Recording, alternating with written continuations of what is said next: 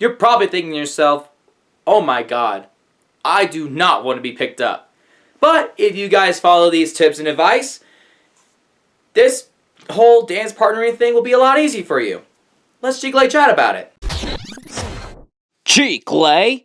Welcome to Chicle Chat. I'm Alex Gum, aka Chicle. For over 10 years, I have been partnering and lifting up dancers for a very long time. I've done it in ballroom dance styles, in pas de deux and ballet, and even some in other shows and gigs, whether it's on a professional stage, competition, or very local shows. At first, you look at somebody doing like a lift over the air and you're thinking, no, not gonna happen. But now that you actually try it out, you're like, oh my gosh, this is amazing. So in this video, not only that I'm going to give you guys tips and advice while you're partnering, but I'm also going to help you guys get some tips on how you can be able to smoothly and also to have, confidence with yourself and with your partner.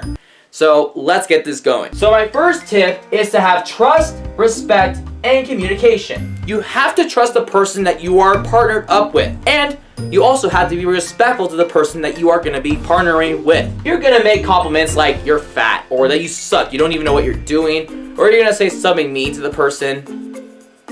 Do you think that's going to turn out really great? I think so.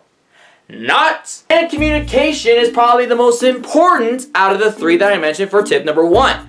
That is because you have two heads, and it takes two to tango. So whether you're doing a tango or not, you have to ask questions and making sure that you communicate with one another to see that you both are on the same page. What I like to do is ask a lot of questions to my partner, because I've been partnering dancers who have experience and those who have no experience. But the one thing that never changes is the fact that I constantly ask questions. I want to make sure that whoever I'm partnering with has confidence and that is comfortable and that they trust me and that things are going great. And if things don't go great, we come up with a solution. And that's simple as that. Strength, control, and technique is going to be tip number 2. Obviously, if you're a guy, you're going to be the one that's going to most likely lift a girl. And you're probably thinking, I should probably go to the gym. I don't think the gym is a good idea. I think you should just do push-ups and sit-ups on your own. Or at least do some, core strength. Because your core is going to be the most important thing you're going to do in every lift. Because you got to think about your posture, and you got to think about how you press depending on the lift that you're doing. Even a simple baby cradle, or like a little straddle jump. Like even the most simple stuff, you still got to think about your core. Control. When it comes to strength, yes, you are a strong person, but you have to know how to control a lift, because all lifts are different, which means that every single lift has a different kind of mechanic or a different flow. So you have to know how to control it. You have to press up slowly. You gotta know how to move quick. You gotta know how to press the arm. You gotta know every transition.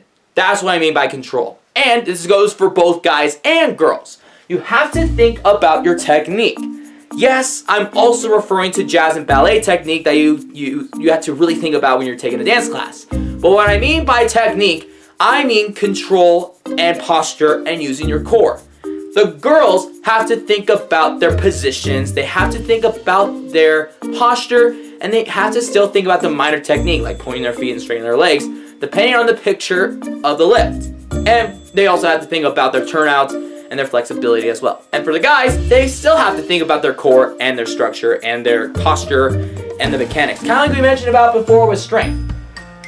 So if you think about all those three and using your core, then your lifting is going to be more fluid. Then we have limits. Yes, there's a lot of things that you guys want to try, but you got to know your limits. Are you flexible enough? Do you, have, the ability to do a certain lift? You guys can do partnering, but you got to know when you have a limit, okay? I mean, there's no limit in dance, but in partnering, you have to know your limits, because some people just don't have acrobatic skills or really flexible or strong, whatever.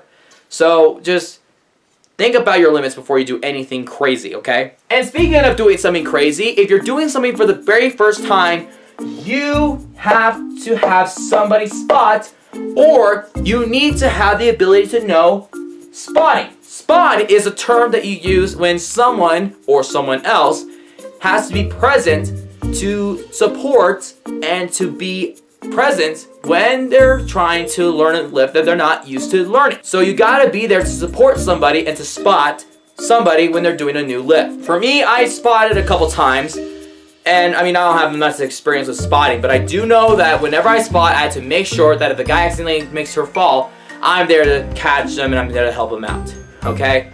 So if you're going to teach a lift, or if you're going to do a lift, make sure you have somebody that knows how to spot, or make sure that you have the experience of spotting before you teach the lift, okay? Because I'm not going to teach a lift without knowing how to spot.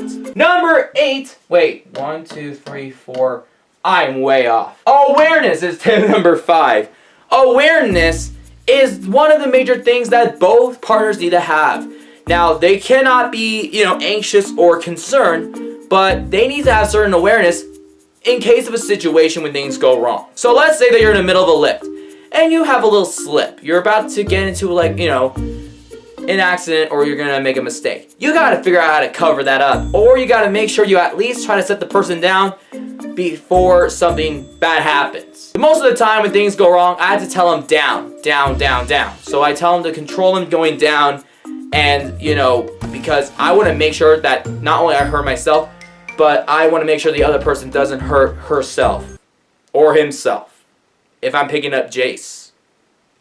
Why did I say Jace? I don't know. But awareness is one of the most important skills to have in dance. You have to be aware about yourself and your partner. And last but not least, when you're doing a pas de deux, or you're doing some kind of ballroom dance or some kind of lift with a partner, or rehearsing a lift, at the end of the day, you want to say thank you. Yes, it's cheesy, but it also is a sign for appreciation, acknowledgement, and respect. So those are my tips and advice on partnering. And if you guys have anything else that I did not mention on this board, let me know down in the comments below. And also, just a reminder, when you're doing lifts, please don't try lifts at home. And also later on, I might do a video of demonstrations and tutorials and how-to on certain lifts that you guys could try. I just need a partner. So if you want to be a partner, just let me know. Otherwise, let me know in the comments below if there's any other lifts, tips, and advice that you have. And give this video a like and subscribe to the channel and hit the notification bell so you can be notified every single Friday for Chicle Chats and Chicle News and Entertainment every other Tuesday. That's all the time I have for today. Chicle out. Bye! If you haven't yet, be sure to subscribe to our YouTube channel. Also, you can like us on our Facebook page. And be sure to follow us on Twitter and Instagram for more dance videos, more Chicle Chat vlogs, more Chicle News and Entertainment, and more content.